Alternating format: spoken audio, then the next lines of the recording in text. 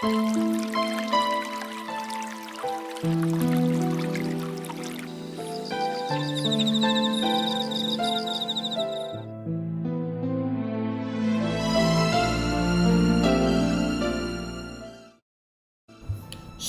salam sejahtera dan salam sehat bagi kita semua.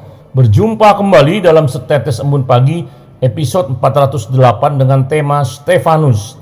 Firman Tuhan diambil dari Kisah Para Rasul 6 ayat 8-15 sampai ayat 7 dengan nas pasal 7 ayat 55-56 yang berbunyi, "Tetapi Stefanus yang penuh Roh Kudus menatap ke langit lalu melihat kemuliaan Allah dan Yesus berdiri di sebelah kanan Allah.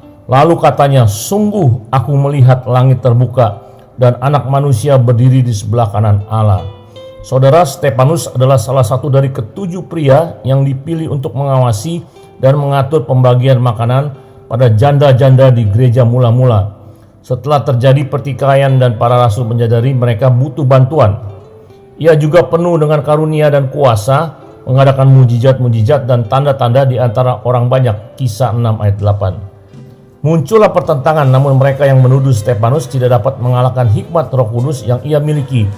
Oleh karena itu mereka berupaya merancang tuduhan palsu dengan menyebut Stefanus sebagai penghujat dan menangkapnya. Kisah 6 ayat 11-14. Pembelaan Stefanus dalam Kisah Rasul pasal 7 sangat menusuk hati para anggota Mahkamah Agama itu. Mereka tahu Stefanus sedang membongkar kejahatan mereka, sedang menyamakan mereka dengan pemberontak-pemberontak pada zaman nenek moyang mereka. Mereka tersinggung dan merasa bahwa mereka lah pemberontak yang dimaksudkan Stefanus karena perkataan-perkataan Stefanus memojokkan mereka. Akhirnya mereka menjadi marah dan tertusuk hatinya. Kedua, emosi mereka memuncak ketika Stefanus mengalami penglihatan ilahi.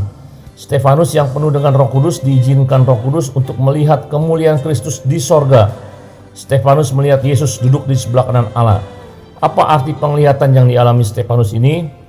Ini mengingatkan kita akan Daniel 7 ayat 13-14. Anak manusia berdiri di hadapan Allah untuk menerima kuasa pemerintahan atas bangsa-bangsa.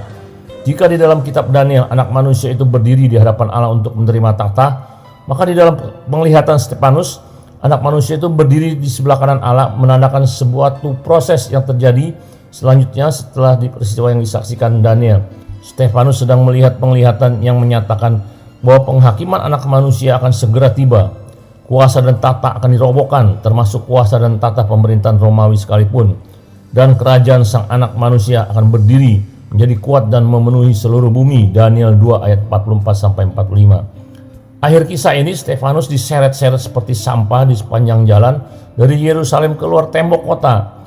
Sekelompok manusia murka itu tidak lagi punya akal sehat untuk berpikir, melempari Stefanus dengan batu hingga mati. Maka Stefanus pun mati di dalam posisi berlutut, sedang berdoa syafaat bagi orang lain. Di bawah Kristus yang menyerahkan nyawanya di kayu salib, Stefanus mungkin orang agung kedua yang posisi kematiannya sangat mulia.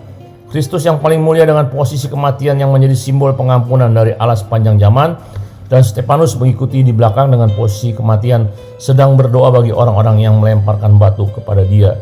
Akhir kata, bagaimana dengan Anda setelah mendengar kisah Stefanus ini? Tuhan Yesus memberkati. Mari kita berdoa. Tuhan, terima kasih. Kami melihat teladan Stefanus yang begitu setia dan taat. Sampai mati dia dilemparkan batu, tapi dia tetap memuliakan nama Engkau, Yesus Kristus, Tuhan dan Juru Selamat. Tolong kami untuk meneladani dan setia sampai akhir hidup kami mengikut Engkau, dan membuktikan kami bahwa Yesus adalah Tuhan dan Juru Selamat. Dalam nama Tuhan Yesus, haleluya, amin.